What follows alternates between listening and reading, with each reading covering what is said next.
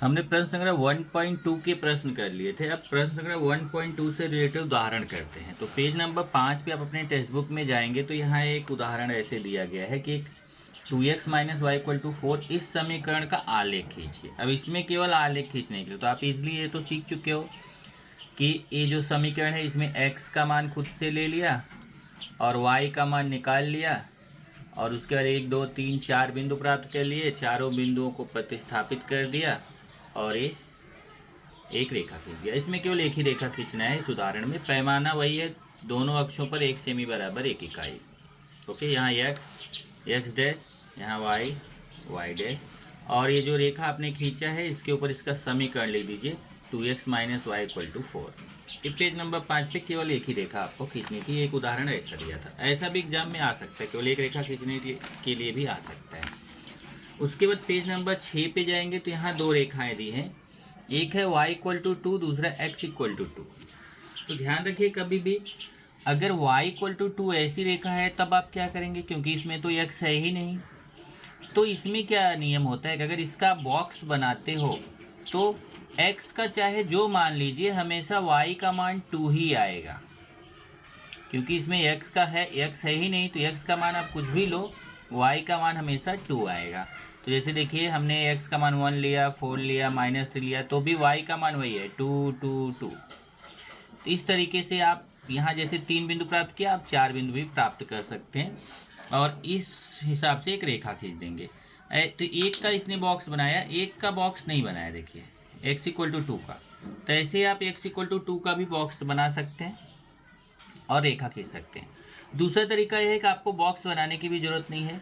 आपको पहले भी बताया गया है कि अगर ऐसे रेखा का समीकरण है y = कोई संख्या, तो वह रेखा x अक्ष के समांतर होती है, और अगर x = कोई संख्या है तो वह रेखा y अक्ष के समांतर होती है। अगर y = कोई संख्या है तो x अक्ष के समांतर, अगर x = कोई संख्या है तो y अक्ष के समांतर। तो आप डायरेक्ट भी खींच सकते हैं। जैसे y = 2 आप लिख दीजिए, यह रेखा x अक्ष के समांतर है, तो आप y = 2 पे जाइए। ये देखिए आपका x अक्ष है, x डैश, ये y अक्ष है, y डैश, और इसमें हम 2 पे चले गए। देखिए y अक्ष पे 2 पे, और वहाँ x अक्ष के समांतर रेखा खींच दिया। देखिए 1 2 पे जाके x अक्ष के समांतर रेखा, और x = 2 खींचना है तो x अक्ष पे 2 पे चले जाइए और वहाँ y अक्ष के समांतर रेखा खींच दीजिए। ये तो डायरेक्ट तरीका है। और दूसरा तरीका ये बॉक्स बना के आप कर सकते हैं। इसमें अगर बॉक्स बनाएंगे तो आपको मालूम है, आप x का वैल्यू 2 2 2 2 लिखिए और y का कुछ भी लिख दीजिए। ओके, तो वहाँ पर आपको ये रेखाएं प्राप्त होंगी। एक ये रेखा हो गई y = 2 और ये रेखा हो गई क्या, x = 2। तो इस पे देखेंगे तो आपको y = 2 लिखा गया, इस पे देखेंगे तो x = 2 लिखा गया है। ओके, बिंदुओं को प्रतिस्थापित किया है और रेखा खींच दिया है। ये आपका पैमाना वही है, दोनों अक्षों पर 1 सेमी बराबर 1 इकाई। पेज नंबर 7 पे आप जाएंगे तो 7 पर जो है ये दो रेखाएं दी है, x + y = 4, 2x - y = 2। तो x + y = 4 के लिए एक बॉक्स बना दिया, 2x - y = 2 के लिए एक बॉक्स बना दिया और दोनों रेखाएं खींच दिया। दोनों रेखाएं खींचने के बाद जहाँ कट करते हैं, देखिए बिंदु 2 2 पे कट कर रही हैं। तो यहाँ पे बता दिया कि क्योंकि दोनों रेखाएं बिंदु 2 2 पे प्रतिच्छेदित करती हैं, इसलिए इस समीकरण का हल x = 2 y = 2 है। यहाँ पे इसने एक काम और किया है कि उसने इसको निरसन पद्धति से भी हल करके देखा है कि निरसन पद्धति से जब हम हल करते हैं तब भी x = 2 y = 2 आता है। इसका मतलब चाहे आप आलेख विधि से क्वेश्चन कीजिए तो भी वही आंसर आता है, अगर निरसन पद्धति से करेंगे तो भी वही आंसर आता है। अभी हम आगे बढ़ते हैं और ये आपका पेज नंबर 8 पे पहुंचते हैं। पेज नंबर 8 पे एक कृति दी गई है। इस कृति में यहाँ पे क्या है, आप देखेंगे आपके टेक्स्ट बुक में यहाँ जहाँ मैंने रेड पेन से लिखा हुआ है, यहाँ सब बॉक्स छूटा हुआ था। ये देखो 1 2 3 4 5 6 7 8, ये 8 बॉक्स छूटे थे। यहाँ पे भी 1 2 3 4 5 6 7 8, 8 बॉक्स छूटे हुए थे। तो ये बॉक्सेस छूटे हुए थे, इसको हमें भरना था। उसने क्या किया, यहाँ दो समीकरण लिया। कृति में क्या बोला, ऐसा दो समीकरण लिया, इन दोनों समीकरणों के हिसाब से इस बॉक्स को पूरा करना है। युगपत समीकरण आलेख विधि से हल करने के लिए नीचे दी गई तालिका पूर्ण कीजिए। मतलब आपको बॉक्स बना के दिया था, वहाँ x का मान दिया था तो y का पूछा था, अगर y का दिया था तो x का पूछा था। तो आप जानते हो क्या करना है, अगर x का मान दिया है y का पूछा है तो हम इसी समीकरण में से पहले समीकरण का बॉक्स है, दूसरे समीकरण का बॉक्स है, तो अगर x का मान दिया है तो हम समीकरण में x का मान रख के y का निकालेंगे, और अगर y का मान दिया तो इस समीकरण में हम y का मान रख के x का निकालेंगे, और इस तरीके से हमें ये 4 बिंदु प्राप्त होते हैं। ऐसे सेम टाइप से दूसरे समीकरण से भी 4 बिंदु प्राप्त होते हैं। यहाँ पे क्वेश्चन में क्या बोला है, एक ही निर्देशांक पद्धति में, पहले तो ये बॉक्स पूरा कीजिए, उसके बाद एक ही निर्देशांक पद्धति में निर्देशांकों के अनुसार बिंदु प्रतिस्थापित कीजिए, फिर इसको आलेख पर हमें प्रतिस्थापित करना है और आलेख खींचना है। आलेख खींचने के बाद उसने बोला रेखाओं के प्रतिच्छेदन बिंदु के निर्देशांक का वाचन कीजिए, उससे युगपत समीकरण का हल लिखिए। मतलब युगपत समीकरण का क्या हल प्राप्त होता है वो हमें यहाँ पर बताना है। तो अगर आप देखोगे तो यहाँ पे मैंने खींचा हुआ है आकृति 1 पेज 8 की। ये देखिए पहला समीकरण है उसका बॉक्स, ये दूसरा समीकरण उसका बॉक्स है। ब्लू पेन से जो लिखा है वो उसने दिया हुआ था, रेड पेन से जो लिखा है वो हमें भरना था। ओके, अब क्वेश्चन क्या है, एक ही निर्देशांक पद्धति में निर्देशांकों के अनुसार बिंदु प्रतिस्थापित कीजिए। तो यहाँ अगर आप देखेंगे तो हमने बिंदु प्रतिस्थापित किया है। ये देखिए पहले यहाँ से x डैश x अक्ष खींच दिया, फिर y डैश ये y अक्ष खींच दिया। इसमें हमारा 8 तक बिंदु था, तो हम यहाँ से भी देखो 1 से लेकर 8 तक चले गए, इधर माइनस में 8 तक चले गए, ऊपर प्लस में 8 तक चले गए, नीचे माइनस में 8 तक चले गए। ओके, फिर हम एक एक करके बिंदु को प्रतिस्थापित किया। जैसे ये 0 -1 है, तो इसका मतलब 0 -1 कैसे प्रतिस्थापित होगा, x पे जरा भी नहीं जाना, y पे -1, तो यहाँ पे देखिए y अक्ष पे -1 और ये हो गया 0 -1। इसी तरीके से बाकी 1 0 3 2 -2 -3 इसको भी प्रतिस्थापित किया। ये 1 0 3 2 और -2 -3 इसको भी प्रतिस्थापित किया। देखिए 1 2 3 4, यहाँ से देखिए 1 2 3 4, चारों बिंदु प्रतिस्थापित करके हमने एक रेखा खींच दिया। सेम टाइप से ये जो दूसरा है, दूसरे वाले समीकरण से भी 1 2 3 4, चार बिंदु प्रतिस्थापित करके दूसरी रेखा खींच दिया। दोनों रेखाएं जाकर इस बिंदु पर प्रतिच्छेदित करती, कौन से बिंदु पे, वहाँ से देखेंगे पहले x अक्ष की तरफ जाएंगे तो -1 पे, y अक्ष की तरफ जाएंगे तो -2 पे, मतलब दोनों जाकर के x अक्ष दोनों जाकर के बिंदु -1 -2 पर प्रतिच्छेदित करते हैं। तो यहाँ पे लिख देंगे कि दोनों समीकरणों का आलेख खींचने पर दोनों रेखाएं बिंदु -1 -2 पर प्रतिच्छेदित करती हैं, इसलिए x y इक्वल टू -1 -2 दिए गए समीकरणों का हल है। मतलब x का मान -1 है और y का मान -2 है। ये तो हमारा हो गया कृति 1। मतलब उसने क्या बोला था इस कृति में कि आप क्या करिए, पहले ये बॉक्स को पूरा कीजिए, फिर आलेख खींचिए। तो हमने आलेख भी यहाँ पर खींच दिया। आलेख खींचने के बाद फिर उसका वाचन करके हमें यहाँ पे ध्यान रखिए पैमाना भी आपको लिखना है। उसके बाद ये जो रेखाएं खींच रहे हो इसके ऊपर इन रेखाओं के समीकरण भी लिखिए, वो सब ध्यान रखिए। तो खींचने के बाद तब हमें उसने बोला था कि बताइए कैसा हल प्राप्त होगा। तो हमें हल प्राप्त हो गया क्या, -1 -2, x का मान -1 y का -2। उसके बाद कृति 2 आता है, ऊपर दिए गए युगपत समीकरण को निरसन पद्धति से हल करके देखिए कि आलेख द्वारा जो हल है, मतलब ये जो समीकरण दिए गए हैं इसको बोला कि इसको तो हमने आलेख विधि से हल किया, तो हमें x का मान -1 y का -2 प्राप्त हुआ। अब ये बोल रहा है कि इसको निरसन पद्धति से हल कीजिए और हल करके बताइए कि कैसा हल प्राप्त हो रहा है। तो यहाँ पे अगर हम देखेंगे तो हम इसको निरसन पद्धति से, देखिए हमने इसको हल किया हुआ है। ऊपर दिए गए युगपत समीकरण को निरसन पद्धति से हल कर आलेख द्वारा प्राप्त हल की जांच कीजिए। कृति 2 है। तो गुणांक समान करने की निरसन पद्धति से हमने हल किया है, आप चाहे तो मान रखने की निरसन पद्धति से भी हल कर सकते हो, आपके ऊपर है।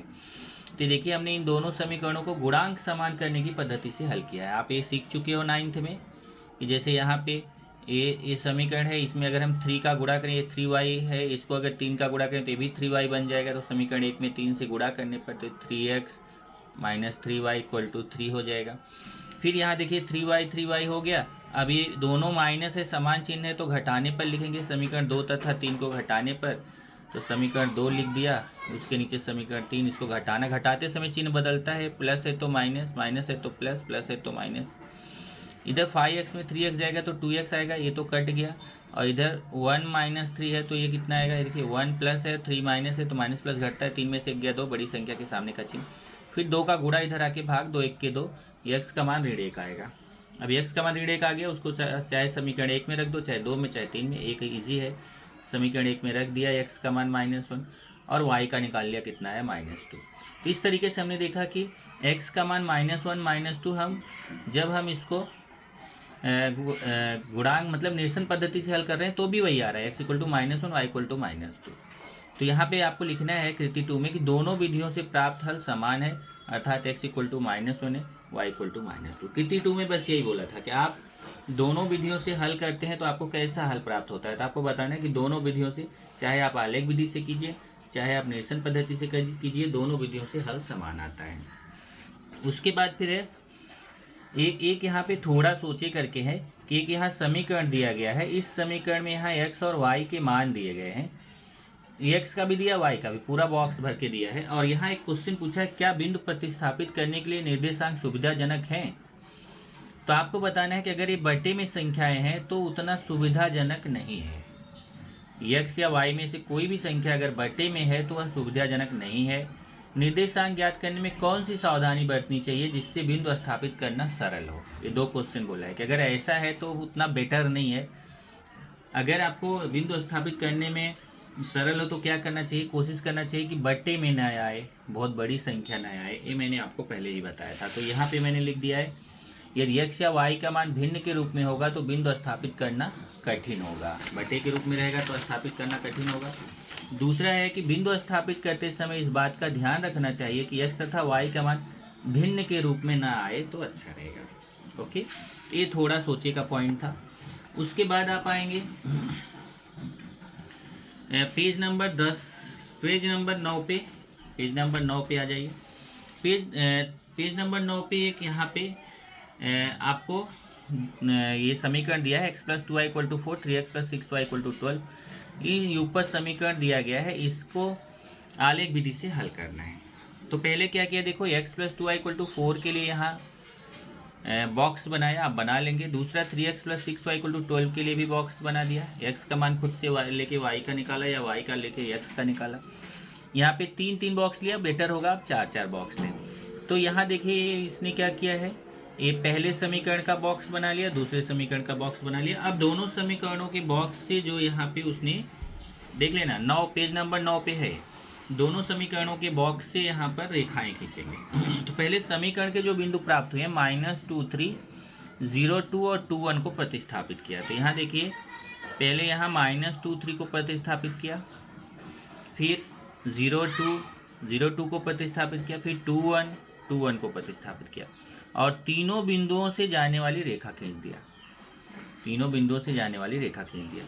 फिर उसके बाद आ गए दूसरे पे -4 को प्रतिस्थापित किया। यहाँ देखिए -4 को प्रतिस्थापित किया, 1.5 को प्रतिस्थापित किया। 1.5 समझ में आता है ना कैसे करते हैं, देखिए x के सामने 1 के सामने जाएंगे और y पे 1.5 मतलब 1 और 2 के बीच में 1.5 रहता है, इधर 1.5 के बीच में जाएंगे, इधर 1 के सामने गए, इधर 1.5 के सामने गए, ये हो गया 1, 1.5 और 8 - 2, तो 8 - 2 प्रतिस्थापित कर दिया। देखो यहाँ पे है 8 - 2, x पे 8 के सामने, y पे -2 के सामने।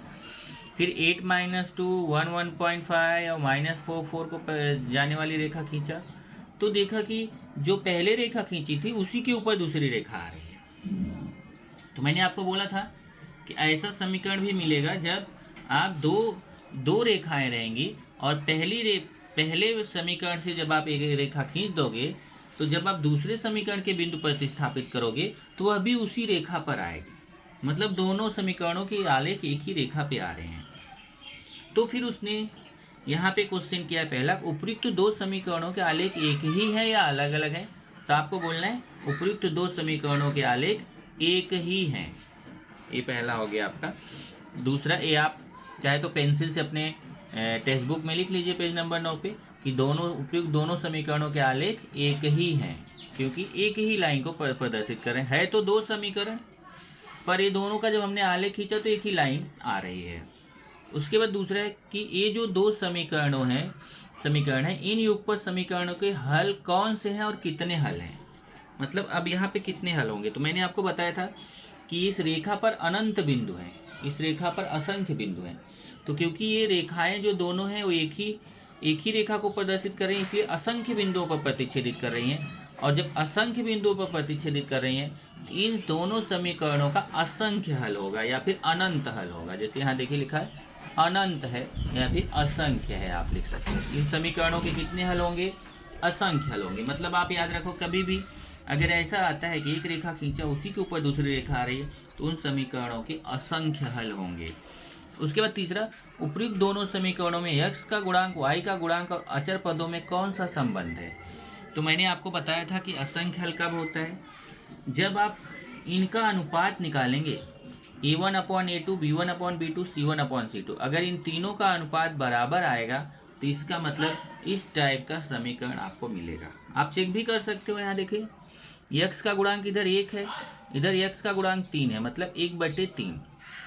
इधर y का गुणांक 2 है, इधर y का गुणांक 6 है। 2/6 करेंगे, उसको भी काटेंगे तो 1/3 ही आएगा। यहाँ मैं करके दिखाता हूँ। ये देखिए x plus 2y equal to 4 है और दूसरा 3x plus 6y equal to 12 है। अब यहाँ से देखिए a1 1 है, b1 2 है, c1 4 है। यहाँ से देखेंगे तो a2 3 है, b2 6 है, c2 12 है। ये समझा ना कैसे?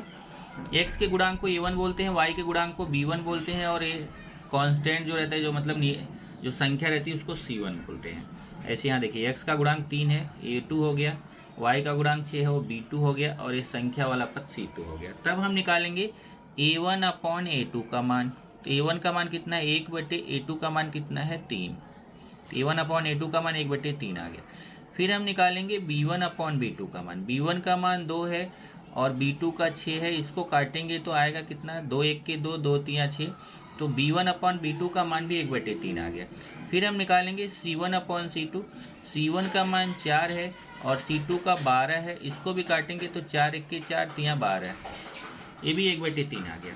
a1/a2 का मान भी 1/3 आया, b1/b2 का मान भी 1/3 आया, c1/c2 का मान भी 1/3 आ गया। तो तीनों के मान समान आ गए, मतलब a1/a2 बराबर b1/b2 बराबर c1/c2। अगर ऐसी पोजीशन आती है तब जाकर के ये अनंत हल प्राप्त होते हैं, मतलब एक रेखा के ऊपर दूसरी रेखा प्राप्त होती है। तो यहाँ उसने बोला है कौन सा संबंध है? तो ये संबंध है a1/a2 equal to b1/b2 equal to c1/c2। उसके बाद दो रेखीय समीकरण दिए गए हों, उन समीकरणों का आलेख एक रेखा है, इसे कैसे पहचानेंगे? तो यही बताया कि अगर a1/a2 बराबर b1/b2 बराबर c1/c2 आ रहा है तो समझ जाइए कि वो दोनों समीकरण एक ही रेखा को प्रदर्शित करेंगे। तो जो मैंने इसके पहले आपको बताया था कि 3 टाइप का हल प्राप्त होता है, तो उसमें पहला टाइप तो ये हो गया कि दोनों रेखाएं एक दूसरे को काटती हैं और उस समीकरण का केवल एक हल होता है, बराबर। और दूसरी पोजीशन ये हो गई कि जब एक रेखा खींचा उसी के ऊपर दूसरी रेखा आ रही है तो उन दोनों समीकरणों के असंख्य हल होते हैं। और एक तीसरा टाइप आ रहा है, आप देखेंगे पेज नंबर 10 पर। पेज नंबर 10 पे यहाँ एक कृति लिखा नहीं है, लेकिन ये समझो कृति ही है क्योंकि इसको हल नहीं किया है उसने, तो उदाहरण भी बोल सकते हो, पर मैं इसको कृति बोला हूँ। पेज नंबर 10 पे यहाँ कोने में ऐसा क्वेश्चन दिया गया है और ये हमें बताएगा कि दोनों रेखाएं, देखो कैसे दोनों रेखाओं का हल कैसे प्राप्त होता है। तो पहला समीकरण है x - 2y = 4, दूसरा है 2x - 4y = 12। ये दो समीकरण देखो मैंने यहाँ लिया, x - 2y = 4, 2x - 4y = 12, यहाँ लिख दिया पेज 10 की कृति। ये पहले समीकरण का देखिए बॉक्स बनाया, दूसरे समीकरण का बॉक्स बनाया। बॉक्स बनाना मैं सिखा चुका हूँ तो मैं दोबारा नहीं सिखाऊंगा, ओके। और ये जो बिंदु है ना, इन बिंदुओं को प्रतिस्थापित किया, जैसे 0 - 2 4 0, 2 - 1 -2 -3, इन बिंदुओं को प्रतिस्थापित करके एक रेखा खींचा। इधर देखिए यहाँ पे एक तो 0 - 2 है और 2 - 1 है और फिर 4 0 है यहाँ पे और यहाँ -2 -3 है। तो इन बिंदुओं से जाने वाली हमने रेखा खींच दिया। इस रेखा का समीकरण है x - 2y = 4। यहाँ देखिए x - 2y = 4, ये पहले का खींच दिया। फिर हम दूसरे समीकरण का आलेख खींचेंगे, 2x - 4y = 12। इसमें 4 बिंदु है, 0 - 3 6 0 4 - 1 -4 -5। इनको यहाँ प्रतिस्थापित किया, देखो 0 - 3 -2 - 3 4 - 1 और 6 0। फिर ये चारों बिंदुओं से होके जाने वाली एक रेखा यहाँ पे भी खींच दिया। पहले ध्यान रखना, पहले x अक्ष खींचना है, y अक्ष खींचना है, फिर ये बिंदु प्रतिस्थापित करके रेखा खींचना है। अब ये देखो, इस रेखा का समीकरण भी यहाँ पे लिख दिया 2x - 4y = 12। अब ये जो दोनों रेखाएं हम खींचे हैं, एक ध्यान दीजिएगा, ये पहले समीकरण के बॉक्स से एक रेखा खींचा, दूसरे समीकरण के बॉक्स से दूसरी रेखा खींचा, और ये दो रेखा हमने यहाँ पे खींचा। ये दोनों रेखाएं एक दूसरे को कहीं काटती ही नहीं है, मतलब एक दूसरे के समांतर हैं। समांतर समझ में आता है ना, जिसके बीच की दूरी समान होती है उसको समांतर बोलते हैं। मतलब ये कभी काटेंगे ही नहीं, इनको आप चाहे इधर बढ़ाओ चाहे इधर बढ़ाओ, ये कभी काटेंगे नहीं, तो इनको समांतर रेखाएं कहते हैं। इनके बीच की दूरी समान है। तो जब ये समांतर रेखाएं हैं तब कैसे हल प्राप्त होगा, क्योंकि जब तक काटेगा नहीं तब तक हल प्राप्त नहीं होगा।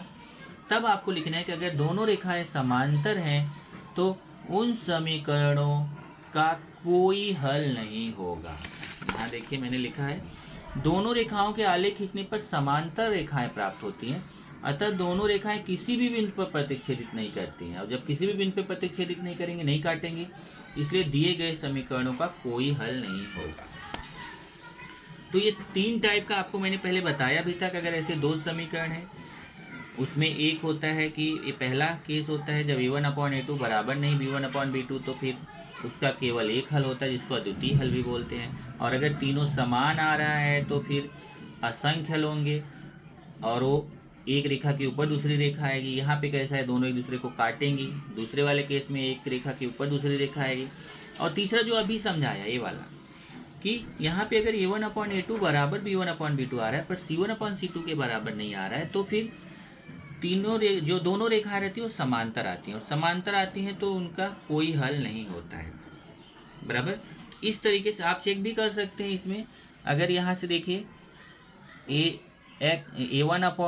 a1/a2 निकालिए, b1/b2 निकालिए, c1/c2 निकालिए।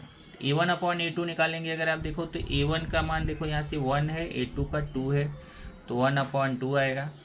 b1/b2 निकालेंगे तो -2 है और ये -4 है, तो -2/-4। इसको काटेंगे तो माइनस माइनस कट जाएगा, 2 1 के 2 दूना 4, ये देखो ये भी 1/2 आ गया। c1/c2 निकालेंगे तो 4/12 है, इसको काटेंगे तो 4 1 के 4 3 12, ये 1/3 आ गया। ये देखिए 1/2 आया पर ये 1/3 आया, मतलब ये दोनों तो समान है पर ये समान नहीं है। a1/a2 का मान b1/b2 के मान के समान है पर c1/c2 के मान के समान नहीं है, तो यहाँ पे ये समांतर रेखा आती है। जैसा कि आपने खींच के देखा भी आलेख में, ये दोनों ऐसे समांतर रेखाएं प्राप्त होती हैं, और समांतर रेखाएं प्राप्त होंगी तो आपको लिखना है समीकरण का कोई हल नहीं होगा। इस तरीके से आपको 3 टाइप का हल प्राप्त होता है। पहले टाइप का, जब दोनों रेखाएं एक दूसरे को काटेंगी, ये देखिए ऐसे काटेंगी तो समीकरण का एक हल होगा। दूसरा, जब एक रेखा आई उसी के ऊपर दूसरी रेखा आ गई तो समीकरण के असंख्य हल होंगे। और तीसरा, अगर ऐसे समांतर रेखाएं आ रही हैं तो समीकरण का कोई हल नहीं होगा। तो जो आपका प्रश्न संग्रह था इसमें एक ही टाइप के क्वेश्चन थे। जो 1.2 के प्रश्न थे उसमें सब कहीं ना कहीं एक दूसरे को काट रही थी, इसमें केवल एक हल वाला क्वेश्चन था। लेकिन जब यहाँ कृतियाँ आपने पढ़ा तो कृतियों से आपको समझ में आया कि एक कृति जो है वो पेज नंबर 10 पे है जहाँ समांतर रेखा आती है, और एक कृति जो है वो पेज नंबर 9 पे है जहाँ पे एक रेखा के ऊपर दूसरी रेखा आती है। तो ये आप जानते रहो, क्योंकि एग्जाम में कौन सा क्वेश्चन आ जाएगा पता नहीं है, तो आपको ये तीनों टाइप के हल वहाँ पे पता होने चाहिए। नहीं तो आप खोजोगे कि तो काट ही नहीं रहा है, नहीं काट रहा है तो समांतर है क्या? अगर समांतर है तो कोई हल नहीं, और अगर एक रेखा आ गई उसी के ऊपर दूसरी रेखा आ गई तो अनंत हल है। अगर काट रही है तब तो प्रॉब्लम नहीं, तब जहाँ पे काट रही है उस बिंदु का निर्देशांक देख लो और वही उस समीकरण का हल हो जाएगा।